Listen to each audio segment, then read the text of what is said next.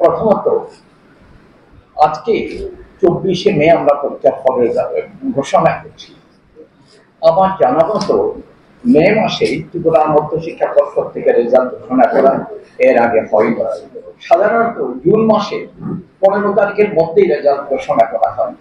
তো আজকে আমরা যে কয়েকদিন আগে রেজাল্ট ঘোষণা করতে পারছি।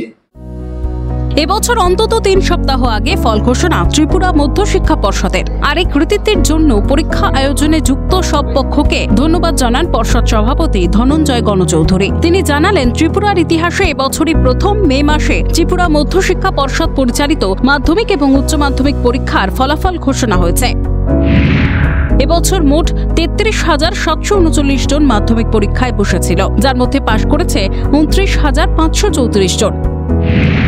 পুরুষ পরীক্ষার্থী 15,782 এবং মহিলা পরীক্ষার্থী 17,957 জন।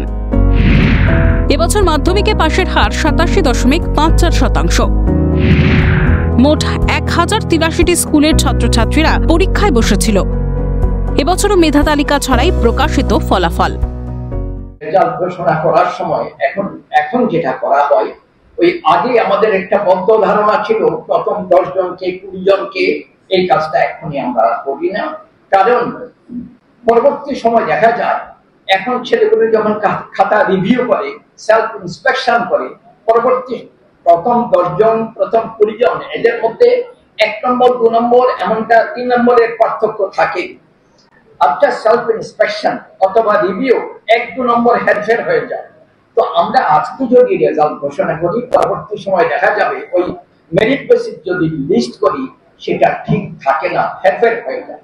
কাজেই আমরা সেই অবস্থায় ওই মেরিট বেসিস লিস্ট এখন ঘোষণা করি না।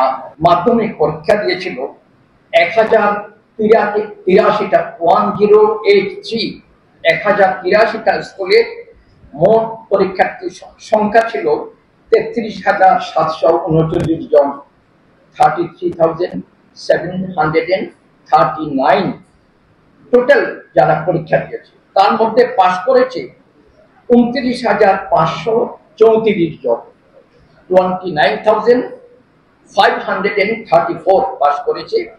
পাশের হারটা হলো মাধ্যমিকে 87.54%। এছাড়া 12 যে রেজাল্ট, এখানে দেখুন আমাদের মোট পরীক্ষা দিয়েছিল 408 স্কুল, 408টা স্কুলের মোট পরীক্ষার্থীর সংখ্যা ছিল 25,350 জন, 25,350। তার মধ্যে পাশ করেছে 20,095 জন। পাশের হারটা হলো 79.27%। 79.27%। এবছর মাধ্যমিকে বেড়েছে পাশের হার, দাবি করলেন ত্রিপুরা মধ্যশিক্ষা পর্ষদের সভাপতি। জেলাভিত্তিক ফলাফলে এগিয়ে গোমতী জেলা, দ্বিতীয় দক্ষিণ ত্রিপুরা জেলা এবং তৃতীয় পশ্চিম ত্রিপুরা জেলা। উচ্চ মাধ্যমিকের ফলাফল গত বছরের তুলনায় এবছর কিছুটা খারাপ। গত বছর পাশের হার ছিল 83.52%। এবছর পাশের হার 79.27%। উচ্চ মাধ্যমিকে মোট 408টি স্কুলের 25,350 জন ছাত্রছাত্রী পরীক্ষায় বসেছিল। এদের মধ্যে ছাত্র 12,015 জন এবং ছাত্রী 13,334 জন। পাশ করেছে 20,095 জন।